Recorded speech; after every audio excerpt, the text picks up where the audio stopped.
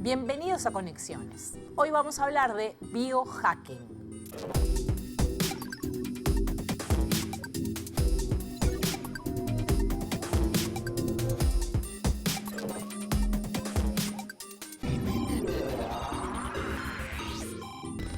Prácticamente desde nuestro origen, los humanos hemos intentado evitar la muerte. También desde hace mucho hemos usado la tecnología en ese intento. Pero en los últimos años esto ha derivado en un fenómeno conocido como biohacking, con distintas corrientes y derivaciones, algunas de ellas peligrosas.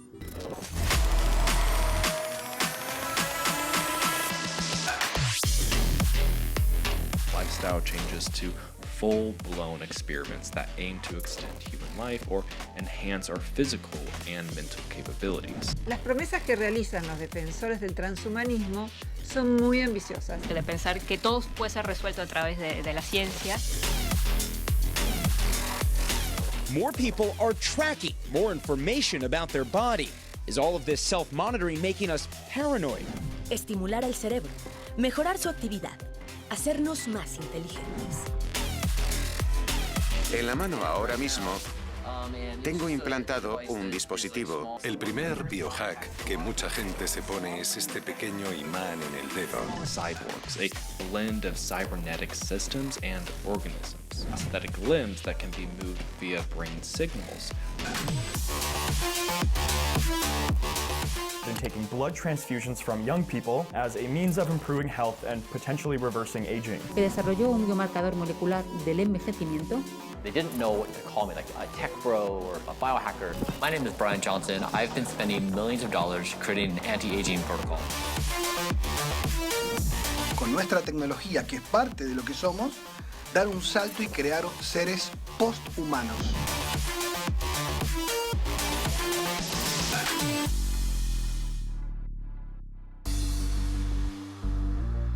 Hasta hace unos años, el término biohacking era casi desconocido para la mayoría de la gente.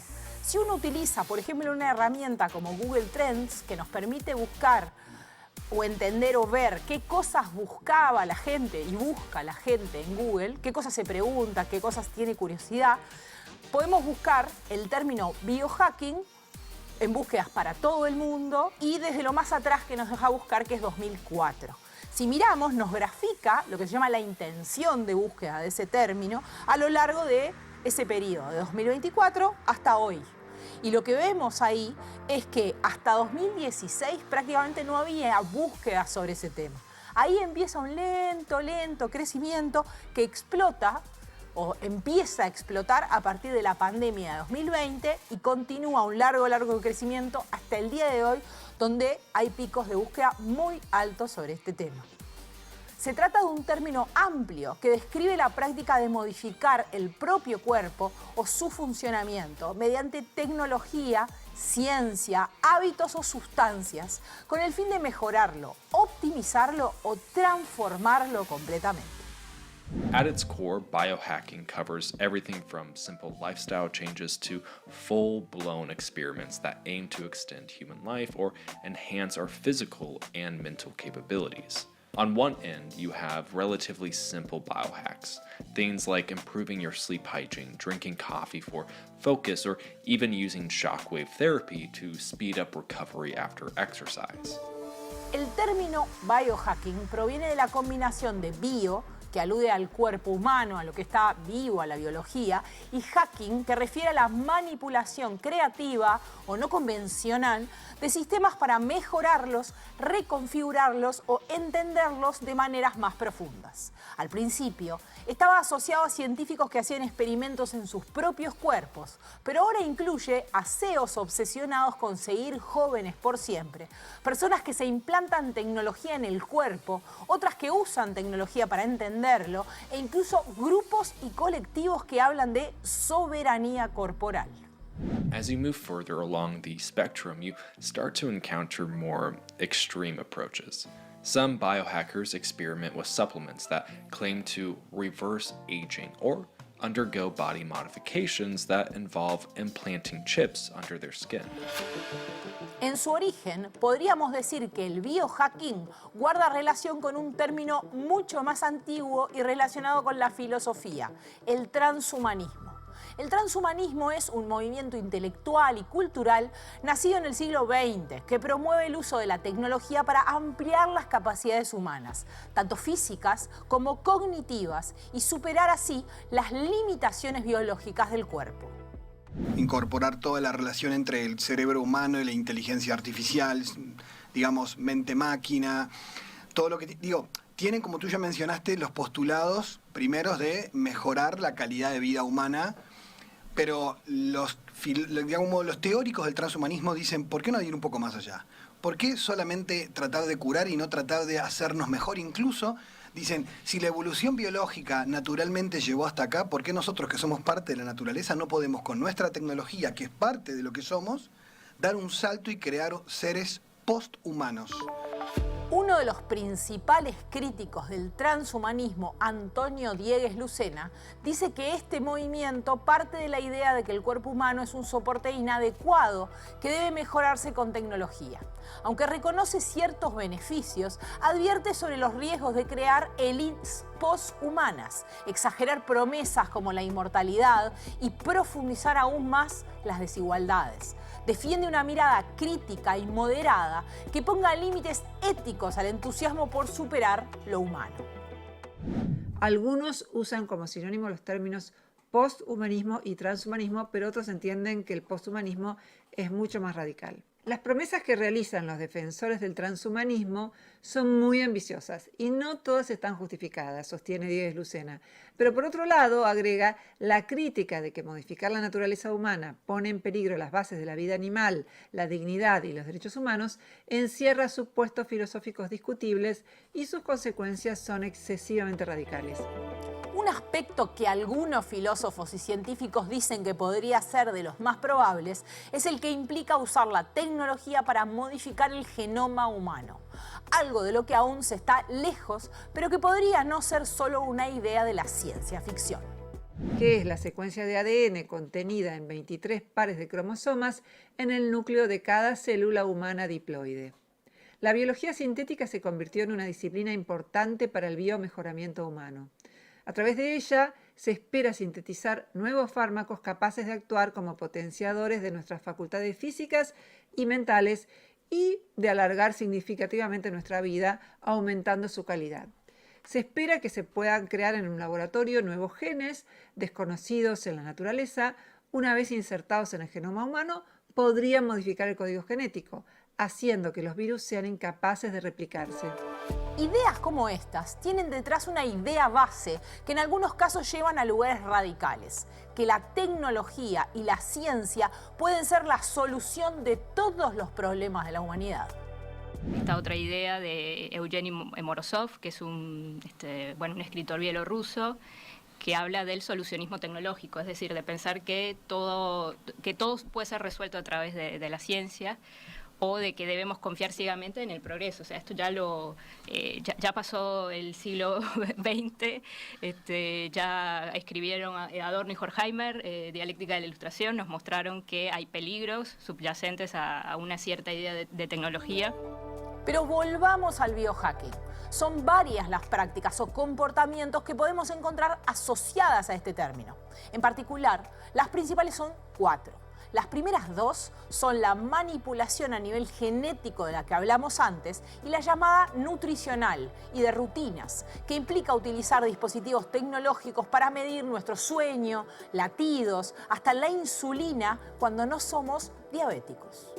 Whether you're obsessing over sleep or constantly chasing 10,000 steps a day. Dad, what is wrong with her? I challenged her to get to 100,000 steps in a week. That's so easy. Without shopping.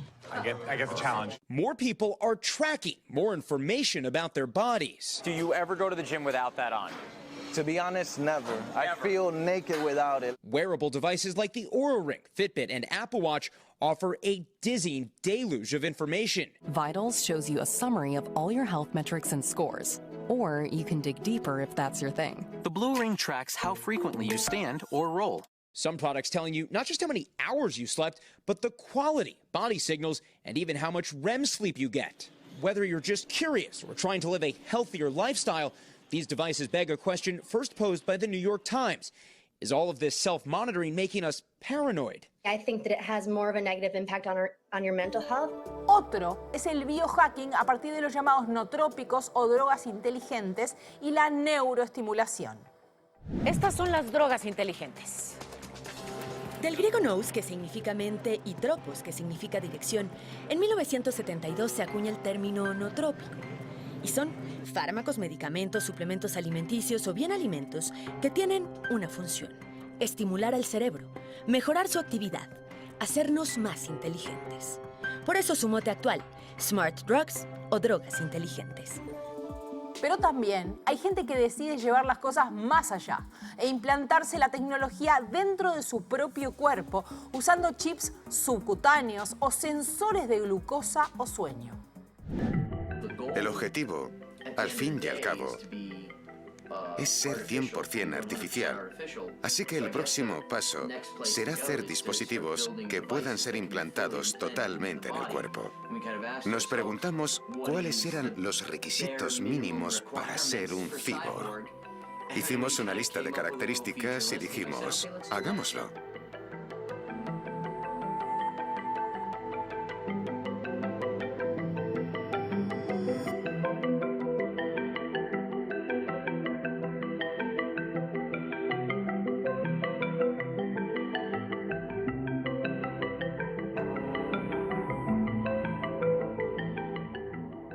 Aquí estamos en Grindhouse, nuestro cuartel general. Básicamente es mi sótano. Es mitad laboratorio de electrónica, mitad sala de hackers.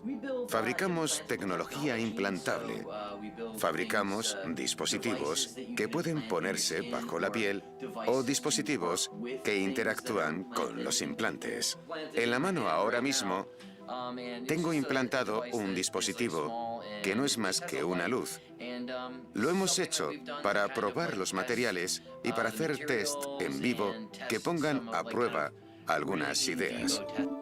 Grindhouse Wetware es una compañía de biotecnología que se dedica a implantar objetos en personas con el objetivo de aumentar sus capacidades humanas. Se definen a sí mismos como biohackers éticos. El primer biohack que mucha gente se pone es este pequeño imán en el dedo. Uno más pequeño aún, implantado en la punta del dedo. Además de poder hacer trucos de magia como coger clips, esto te permite sentir los campos magnéticos del entorno. Puedes sentir el disco duro funcionando en tu ordenador. A veces puedes sentir un cable detrás de una pared o sentir tu microondas mientras te calienta la comida. Esta es de las primeras versiones de nuestro dispositivo Bottlenose. Hay un sensor alrededor de este dedo, una bobina que envía información vibratoria al imán. Esto es un sensor de proximidad. Cuando extiendes la mano, detecta la distancia con los objetos y en qué dirección se mueven. Y esa información se puede traducir en vibraciones, rápidas cuando están cerca o vibraciones lentas cuando están lejos. Es que para algunos el biohacking es una manera de evitar las enfermedades o curarlas e incluso de alcanzar la inmortalidad. Pero para otros se trata de empujar los límites de lo humano para explorar otros universos posibles. El de los cyborgs, por ejemplo. Cyborgs, a blend of cybernetic systems and organisms. The term cyborg was coined in the 1960s by Manfred E. Clynes and Nathan S. Kline in a paper discussing how humans could survive space travel. The idea they proposed was simple. Just as a fish couldn't live on land without external help, humans would need cybernetic enhancements to survive long space missions. Thus, the concept of the cyborg was born. Pero aunque parece que los cyborgs son solamente una creación de la ciencia ficción, la realidad es que no estamos tan lejos como algunos podrían pensar. Devices like neural implants that help paralyzed patients control computers with their thoughts, or prosthetic limbs that can be moved via brain signals, are already here and represent the first steps toward this future. Un entusiasta de esta línea en el biohacking es, ¿por qué no?, una figura repetida de conexiones. El presidente argentino, Javier Milei, está entre los que piensa que llegará un tiempo en el que tendremos chips implantados para, por ejemplo, comunicarnos sin usar el lenguaje. Si vos te metés en los temas de la universidad de la singularidad y cosas por el estilo, vos te vas a dar cuenta que el lenguaje tal cual lo conocemos, si bien es una forma muy evolucionada respecto a lo que ha pasado con otros animales, lo que vos tenés es que sigue siendo un mecanismo tosco de comunicarnos. Sí, poco eficiente, ¿no? Claro, entonces fíjate si se llegara a dar la situación en la cual, digamos, nosotros tenemos un USB, nos enchufamos uno al otro y nos transmitimos el conocimiento. Sí, podría ser mucho más rápido los métodos de comunicación y todo, o sea. Por ejemplo. Sí, en algún punto yo creo que va a existir esos cyborgs, por así decirlo, tipo las mejoras, tanto con tecnología de hardware y software, ¿no? Mejoras en los humanos, y eso puede llegar a mejorar. Claro, bueno, digamos, el hecho también pasa a tener lo que es, digamos, una próxima etapa en todos aquellos que quieren aplicarse mejoras y que se llaman transhumanos, ¿no? Y eso, digo, lo que va a hacer es multiplicar por miles de veces tu inteligencia. ¿Cuál de estos famosos es conocido por practicar y promover el biohacking? Leonardo DiCaprio, Dave Asprey, Natalie Portman.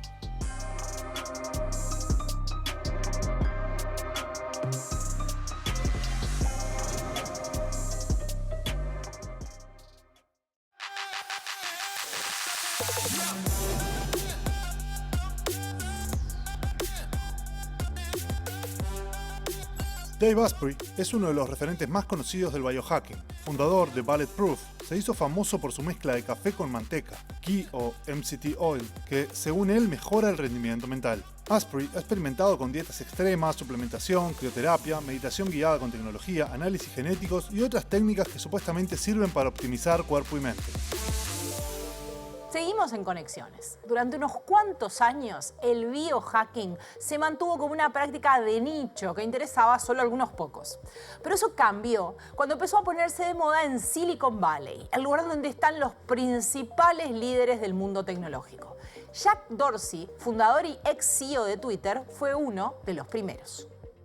Pushing the trend into the spotlight most recently, Twitter CEO Jack Dorsey, who says he does it too, sharing his experience in this fitness podcast.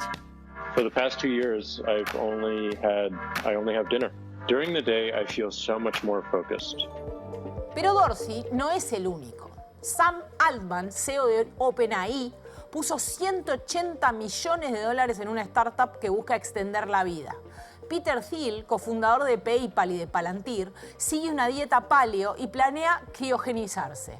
Mientras que Sergey Brin, cofundador de Google, y Sean Parker, expresidente de Facebook y cofundador de Napster, apuestan a curar enfermedades ligadas con la edad, como el cáncer o el Parkinson.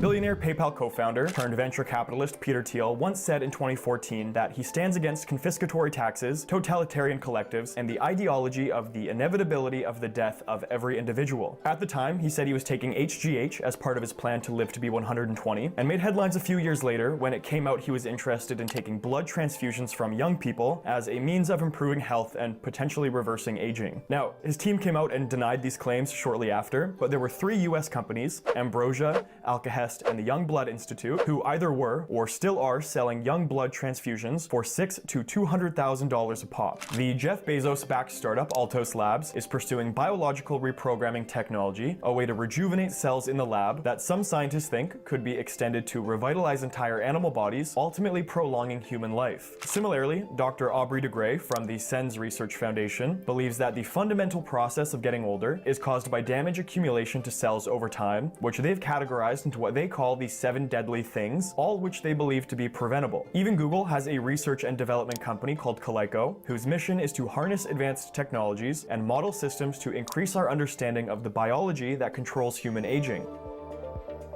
Un ejemplo de esto es Altos Lab. financiada en gran parte por Jeff Bezos, el dueño de Amazon, de Twitch y de The Washington Post. Esta suerte de laboratorio que busca la longevidad está integrado por varios de los mejores científicos del mundo, a los que les ofrecieron presupuestos ilimitados y sueldos de más de $1 millón. Entre los fichajes que se unirán a Altos Labs se encuentra, por ejemplo, Steve Horvath, un profesor de la Universidad de California en Los Ángeles, que desarrolló un biomarcador molecular del envejecimiento, ahora conocido como el reloj de Horvath. La empresa también ha incorporado a 2 prestigiosos científicos españoles, Juan Carlos Izpisua y Manuel Serrano. Este último, todavía en el Instituto de Investigación Biomédica de Barcelona, ya aplicó técnicas de rejuvenecimiento en ratones hace unos años con resultados dispares. Manuel Serrano defiende que las terapias antienvejecimiento serán una realidad antes del año 2050. Pero tal vez el mayor y mejor representante de esta nueva obsesión de los millonarios de la tecnología con ser jóvenes e inmortales es Brian Johnson, emprendedor tecnológico que fundó varias empresas, entre ellas Braintree, una plataforma de pagos para empresas que PayPal compró en 2014 por $800 millones. Good job. Brian Johnson, the tech entrepreneur who sold Venmo for $800 million, has spent a fortune on a quest to stay young forever. Don't die is the general theme of what we're trying to do. It's humanity's only objective. He's been open about spending an average of $2 million a year on some of the world's most exclusive health treatments. We definitely have rejected modern society's approach on food. So, yeah, like it is a pharmacy in here. Some scientists have called his goals unachievable and his methods risky. They didn't know what to call me, like a tech bro or a biohacker. They would be like, that's a crazy, eccentric billionaire. And I wanted to say, just like you view LeBron James, who spends a lot of money on his body, when he performs well in the court, we say, good job, LeBron. When someone else spends money on their health and wellness, you want to dunk on them. And I wanted to change the perception that I am a professional rejuvenation athlete. Johnson comienza su día a las 4:30 de la mañana con terapia de luz y una medición de temperatura corporal. Le sigue una hora de entrenamiento intensivo, sauna a más de 90 grados, luz roja e infrarroja y 90 minutos de cámara hiperbárica. Sigue una dieta vegana con déficit calórico y hasta 40 suplementos diarios. Se acuesta a las 8:30 de la noche y hace un monitoreo de cada dato fisiológico para hacer ajustes.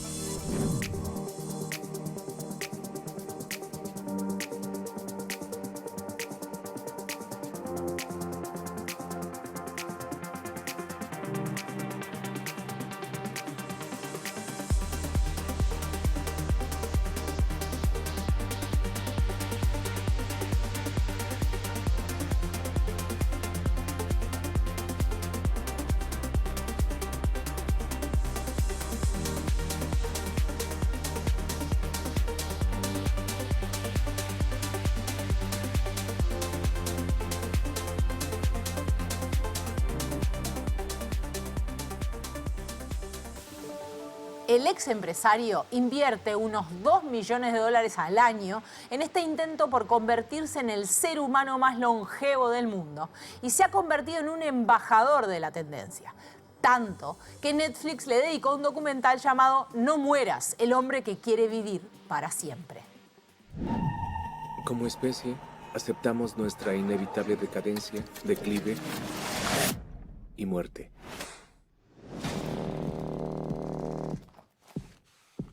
Yo quiero argumentar que debería suceder lo contrario. Mi nombre es Brian Johnson. Invertí millones de dólares en crear un protocolo anti-envejecimiento.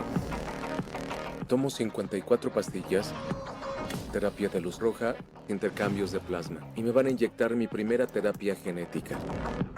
Gracias, doctor. Intento estar en el límite de las posibilidades científicas. Si publicáramos todos sus datos biométricos en línea, todos los focos se centraron en Brian. Creo que su recto se volvió viral. Este hombre está en su propio mundo. Brian Johnson es un estafador. Es evidente que trata de ganar dinero rápido. Tiene la intención de llegar a la mayor cantidad de gente posible. La verdadera pregunta es, ¿cuál es su motivación? Para profundizar en este tema, estamos con Ítalo Savio, que es médico, geriatra y profesor de la Facultad de Medicina. Bienvenido. Muchas gracias. Bueno, por empezar, ¿no? ¿Qué nos pasa en el cuerpo cuando envejecemos? ¿Es como desde el primer día, como el chiste este de que nos empezamos a morir el día que nacemos, o no? Bueno, de repente viene a comenzar por algunas cosas conceptuales. Primero, que esto de envejecer forma parte de una etapa de la vida. Es decir, la vejez parece de perogrullo, pero a veces se la vincula mucho a la enfermedad. Cuando la muerte. Con la muerte, con la discapacidad, con la dependencia. Pero en realidad es una etapa de la vida, que es normal del curso de vida y que constituye un tercio de nuestra existencia, en términos cronológicos, por decirlo así. Y es cierto, como tú decís, más o menos empezamos a envejecer desde que nacemos. Incluso algún órgano, como el timo, empieza a atrofiarse en la vida intrauterina. Antes. Y se prolonga luego en la niñez y hasta la adolescencia esa involución. Quizás donde es más evidente el envejecimiento es alrededor de los 30, 35 años. Alguien dijo que nos damos cuenta mediante algunas señales. Por ejemplo, cuando después de una noche de parranda no nos recuperamos tan rápidamente al otro día, eso nos está indicando que algunas cosas están cambiando. El envejecer o el envejecimiento es un proceso multidimensional, biológico, biomédico, psicológico, social y también funcional, que es el desempeño nuestro en la vida cotidiana, que está condicionado por factores intrínsecos propios de cada uno de nosotros, entre ellos la genética, pero no solo la genética, y otros factores que son extrínsecos, epigenéticos, por decirlo de alguna manera, que tienen que ver con los determinantes sociales, las condiciones ambientales, la situación socioeconómica, de alguna manera las circunstancias en las que se transcurre este proceso. Y estos factores generalmente modulan este proceso y le imprimen una cuestión que es personal, individual. O sea, el envejecimiento es un proceso universal de alguna manera, porque todos los seres vivos envejecemos, pero también individual. Y hay como hay una manera de envejecer bien y una de envejecer mal. Hay ciertas características, hay cosas que no necesariamente deberían pasar o que con el avance de la ciencia podríamos pensar en que dejen de pasar o no. No, hay muchos, como dije, muchos de estos factores, sobre todo estos factores extrínsecos, digamos, que tienen que ver o están vinculados a nuestras condiciones de vida, a nuestros hábitos de vida, la nutrición, el ejercicio físico, el involucramiento social, el nivel educativo, bueno, los ingresos también. Todo eso se expresa de distintas formas, ¿no? Y entonces el resultado es muy heterogéneo. Las personas mayores son el grupo etario más heterogéneo. ¿Por qué? Porque, como dije, es un resultado de una evolución particular, individual, y por tanto se expresa en una diversidad de individuos, mucho más diversos que otras edades. Probablemente, si yo tomo como grupo, los niños se parecen muchos entre sí, a igual edad cronológica, mientras que en la vejez tenemos personas que han sobrellevado este proceso, digamos así, con factores de protección, buenos hábitos, etcétera, y otras que han envejecido en otras circunstancias o que añaden enfermedades en el transcurso del proceso que imprimen otras características del trabajo que las hicieron. Características del trabajo, los hábitos tóxicos, el consumo, digamos así, problemático de sustancias o el tabaquismo, el alcohol, digamos así, y su consumo abusivo, pero también factores psicosociales, ¿no? El alejamiento de espacios de encuentro es una etapa, este proceso donde muchas veces vamos perdiendo vínculos y hay que tener una actitud de recrear estos vínculos. Eso no siempre ocurre y entonces aparecen problemas como el aislamiento social, la soledad y problemas de salud mental. Esto es un poco en términos generales y es un proceso que durante el cual los órganos y sistemas van cambiando. Pero este cambio, como dije, comienza bastante antes de los 65 años. ¿Sí? Hay algunos órganos que involucionan de forma más precoz, hay otros que, dependiendo un poco de los estilos de vida, en formas tempranas, en décadas como la tercera década o antes, llegan a su máxima expresión y después tienen una declinación generalmente progresiva sin llegar a caer en un grado de insuficiencia. La insuficiencia es otra cosa, es la enfermedad, digo, en general hay una declinación, pero no llega a expresarse en términos de patología. Y en términos, por ejemplo, ¿no? Una cosa que ¿no? La nutrición tiene un impacto significativo, el ejercicio físico tiene un impacto significativo y ha estado cada vez más sobre la mesa. Pero ¿hasta qué punto, digamos, dónde está el equilibrio? Porque también uno piensa esto, cuánto, y en algunos, esto que empieza a aparecer, esta obsesión con mantenerse joven, lleva a veces a algunos casos de gente que vive para ver qué come, que se pone un reloj y monitorea su corazón y montones de cosas. Sí, incluso hay ejemplos en el mundo de alguien que gasta $2 millones por día, está monitorizado permanentemente y bueno, y él acostumbra a adaptar, no sé, minuto a minuto. Porque eso es vivir, también uno se pregunta eso, ¿no? A ver, es una nueva versión para mí de esa cuestión que tiene el ser humano de la fuente de juvencia, de que, bueno, de no admitir que somos seres finitos, que lo somos, ¿sí? Y que el envejecimiento es parte de nuestro desarrollo y una evolución en la vida. Digo, nos damos cuenta cuando empiezan a aparecer las arrugas y las canas, pero eso también es muy variable. Hay sí en algunas personas una obsesión, sobre todo con la estética, con esos cambios asociados a la pérdida de elasticidad en la piel, al tema de la turgencia de la piel. El colágeno, famoso. Del colágeno. Hay en algunas personas, yo diría a veces en un rango ya psicótico, porque que es como un no reconocimiento de sí mismo, ¿no? Que le tenemos como fobia. Humanos, miedo, fobia a la vejez. Claro, porque la asociamos con mal, porque eso es un mito, se asocia generalmente a la decrepitud, a la declinación global extrema, a la dependencia, al final de la vida, antesalas de cosas a las que generalmente la gente le tiene temor.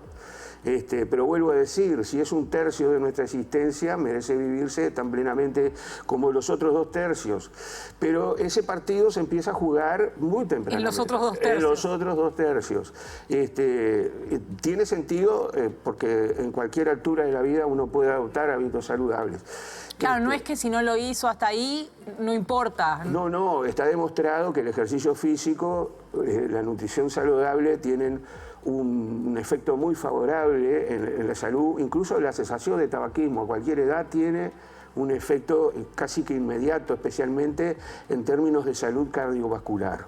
Esas cosas hay que saberlas. Y después porque cosas, sobre todo, digo yo, vinculadas a la fragilidad en la vejez, como puede ser la fuerza muscular, la masa muscular, merecen intervenciones nutricionales, que no es alimentarse con suplementos hiperproteicos, sino otra cosa, y es abordable con ejercicio. No cualquier ejercicio físico, depende de las edades, depende de mi trayectoria de vida. De los déficits que tenga. Claro. En general sirve una asociación de lo que se llama ejercicios multicomponentes, algo de resistencia, digamos así, el ejercicio de resistencia, el hacer fierro, no están proscritos, salvo que haya condiciones que lo contraindiquen. Los ejercicios que trabajan lo aeróbico, digamos, y los que trabajan la coordinación y el equilibrio. Y hay algunas prácticas que reúnen un poco es como un tipo de ejercicio que es un combo, que tiene todas estas cosas. Algunos, por ejemplo, como el tai chi, el pilates también, digo, ¿no? Claro que algunos trabajan más algunas cosas que otras. Esos están todos disponibles en nuestro medio, sobre todo en Montevideo hay muchos espacios para mayores, hay programas, la Intendencia los tiene, las plazas de deporte, hay espacios para mantener esas capacidades. En definitiva, son cosas que yo puedo hacer por envejecer en mejores condiciones. Lo otro, bueno, entra en el capítulo de la medicina anti-aging, o el biohacking, esas cosas de que, digamos, exageradas, que son una réplica casi, yo a veces me parecen una caricatura, digamos, de lo que se debe de hacer, ¿no? Es una pérdida de equilibrio, ¿no? Es una pérdida de equilibrio y yo diría una forma de enajenación también, porque es decir, de enajenación con mi propio self, con quien soy, ¿no? Con mi propia imagen corporal. Esas formas no tienen nada que ver con la medicina geriátrica. La medicina geriátrica es otra cosa y que tiene intervenciones preventivas como cualquier otro sector de salud, ¿no? Y sí es verdad que no es lo mismo una persona de 65 años en el 2025 que una persona de 65 años en el 90, ¿no? Que las cosas que podemos hacer, que los límites que hemos ido pudiendo empujar o esto, sí. Que tenemos otra vitalidad a esas edades. ¿Eso es una cosa que en algún momento tendría un límite o podemos pensar en ir corriendo eso siempre un poco más? Bueno, se dice que la expectativa de vida del ser humano es aproximadamente unos 120 años. Hay mucha gente que se aproxima a eso cada vez más. Y cada vez mejor también. Y cada vez mejor también. Quienes estudian el fenómeno de los centenarios dicen que hay tres factores principales que son comunes en los centenarios. Obviamente está lo genético, lo heredo familiar, hay familias de longevos, sí. Pero no alcanza con tener los genes, hay que expresarlos, ¿no? Y entonces ahí entran los hábitos de vida, la nutrición, el ejercicio físico y el componente social, que es el involucramiento, que tiene un peso fundamental. Esto de no desconectarse del no desconectarse del entorno y ser capaz de recrear los vínculos. ¿Sí? Esas tres cosas en común tienen las personas muy, digamos, longevas. Y tiene que ver justamente con lo que veníamos viendo, los determinantes, los que actúan sobre la epigenética y la expresión de los genes. Por tanto, están a nuestro alcance. De hecho, este país fue aumentando la expectativa de vida. Es bastante longevo. Y sí, tenemos 26.000 personas de más de 90, tenemos más de 800 centenarios, duplicamos el número de centenarios entre uno y otro censo, y eso va a seguir aumentando. Eso es expresión de éxito. Hay que sacar esa mirada negativa sobre el tema del envejecimiento poblacional, porque envejecen las sociedades que tienen condiciones para que la gente envejezca. Claro, ¿no? Si no llegamos. Si no llegamos. Y que la gente llegue, que viva cada vez más años y en mejores condiciones, son una expresión de una sociedad que invirtió durante un siglo, en una matriz de protección social que a veces nosotros no vemos, pero que está ahí. ¿Sí? Yo pienso el sistema de salud, las asignaciones familiares, la seguridad social y otro conjunto de cosas hicieron posible que la gente viva más. Muchísimas gracias, doctor. Bueno, muchas gracias a ti. Y con ustedes seguimos en Conexiones. ¿Cuál de estas empresas vende implantes subcutáneos como chips RFID o sensores biométricos? Neuralink, Dangerous Things, Theranos.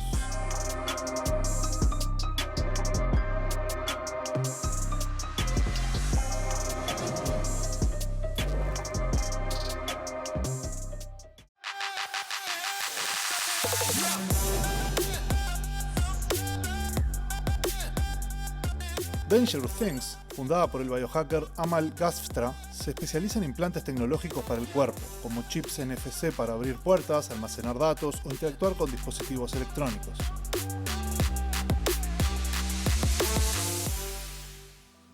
Seguimos en Conexiones.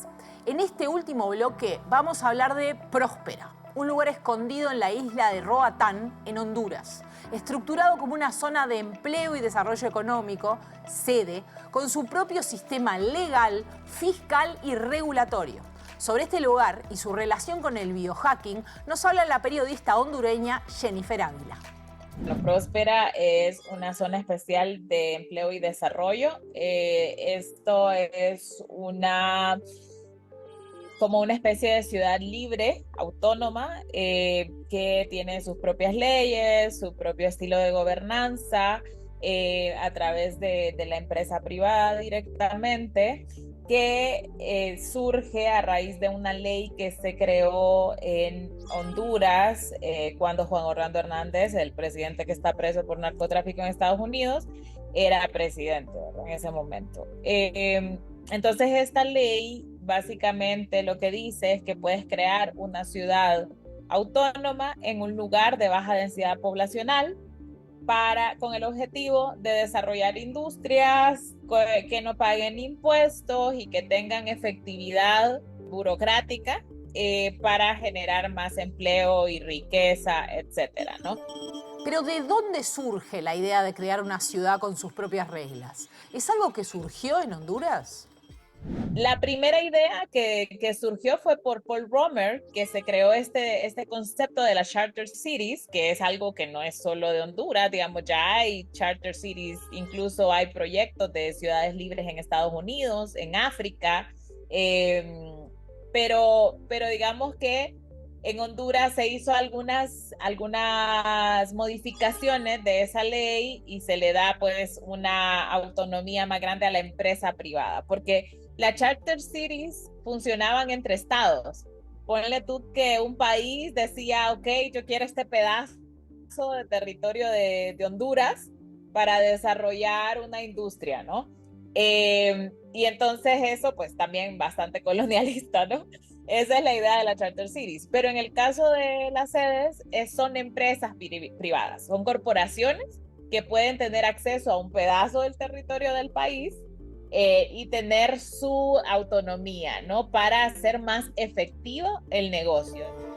Aunque lo mencioné al pasar hace un rato, vuelvo con la idea de que una de las particularidades de Próspera y este régimen de sede es que esta independencia de su territorio y gobierno implica poder establecer sus propias leyes, explica Jennifer Ávila. Por ejemplo, hay sedes en Honduras que crearon su ley propia de policía militar, la forma en la que van a juzgar delitos. O sea, estamos hablando de darle mucha más autonomía, una jurisdicción básicamente aparte, aunque el Estado de Honduras en la ley de las sedes sí dejó algunas prerrogativas siempre del Estado. Por ejemplo, hay jueces especiales que ven casos para la sede, la Policía Militar del Orden Público puede intervenir en la sede, digamos, en algunas cosas se quedaron algunos papeles, digamos, que juega el Estado. Pero en general funciona como una ciudad libre. Fue justamente esta posibilidad de tener una legislación propia que les permita evitar los procesos de aprobación de la Administración de Alimentos y Medicamentos de Estados Unidos, conocida por su sigla en inglés FDA, lo que la convirtió en un lugar ideal para empresas que quieren desarrollar y vender tratamientos experimentales en biohacking. Ellos lo que tienen es fondos de inversión de estos grandes millonarios de la industria, de la tecnología, ¿no? Peter Thiel, Sam Altman, personas que conocemos porque han creado apps, porque han creado un montón de herramientas tecnológicas que utilizamos ahora. Y ellos generan estos fondos de inversión que pueden funcionar como una especie de capital semilla para múltiples startups que están experimentando, que quieren probar cuestiones como algunas son apps médicas, por ejemplo, apps de atención médica. Hay varias que están siendo apoyadas por estos fondos de inversión que están suscritas en Próspera. Como en otras cuestiones como la legislación laboral o las regulaciones monetarias, varios de los inversores de este mundo presentan esos procesos de aprobación que garantizan la salud de las personas que reciben medicamentos o suplementos como limitaciones a los procesos de innovación. Uno de ellos es, claro, Brian Johnson. And the new ways of governance are needed. And I think Prospera is a fresh attempt at trying to create governance that is accommodating of the progress we need as a species in this moment. I would encourage people who are here to have their primary concern being respected by the 25th century. That when they look back on the early 21st century and they're summarizing the affairs of Homo sapiens, that they acknowledge the entrepreneurs that were here in this moment as courageous and critical to the surviving of intelligence in this part of the galaxy. Jennifer Ávila, que investigó este fenómeno y estuvo en Prospera, nos cuenta qué tipo de cosas hacen las empresas de biohacking que están ahí instaladas. Hay una empresa que está probando un instrumento para poder medir la glucosa en sangre, que eso ya existe, digamos que son unos parches y tienes una app para medir tu glucosa en sangre, pero ellos quieren hacer algo que no sea un parche, sino que algo subcutáneo para poder hacer esto. Digo, hay algunas ideas que son muy interesantes con respecto a los avances médicos que se están experimentando ahí. Pero lo que es más famoso y quizás lo que tiene mayor dinero de inversión es una terapia de rejuvenecimiento, que es una terapia que está generada por la empresa Minicircle, que es la que tiene más dinero actualmente de inversionistas. Y lo que hace esta terapia es una terapia de folistatina que aumenta una proteína en el cuerpo para generar un rejuvenecimiento de la masa muscular. Entonces, esto es obviamente mucho más complejo, tienen que hacer ensayos. Los ensayos en Prospera se hicieron en muy pocos meses. ¿Por qué Honduras es el lugar elegido por estos millonarios? ¿Qué encontraron ahí que no hay en otros lugares? ¿Esto es parte de un proyecto más grande? Sobre esto nos habla Jennifer Ávila. Por supuesto van a empezar en países como Honduras, por eso también tienen esta idea en África, porque son lugares que tienen estados débiles y que han tenido pues esta historia. Entonces, ellos experimentan hacer estas ciudades y dicen, sí puede funcionar. Sí funciona, ¿por qué? Porque incluso si la ley es declarada inconstitucional, como es en el caso de Honduras, siempre podemos hacerlo. Y es lo que ha sucedido, ¿no? Honduras declaró inconstitucional la ley, derogó la ley de la sede y la sede sigue operando. Y de hecho creo yo que no había tenido tanta atención y tanto dinero como tiene ahora, que está declarada inconstitucional. Y lo que se muestra aquí es justamente el estado débil, ¿verdad? El deseo por ser inmortales no es nuevo. Usar la tecnología tampoco lo es. Y sin embargo, no por antiguo, este camino donde solo los que tienen plata para pagar vivirán para siempre, deja de ser muy peligroso.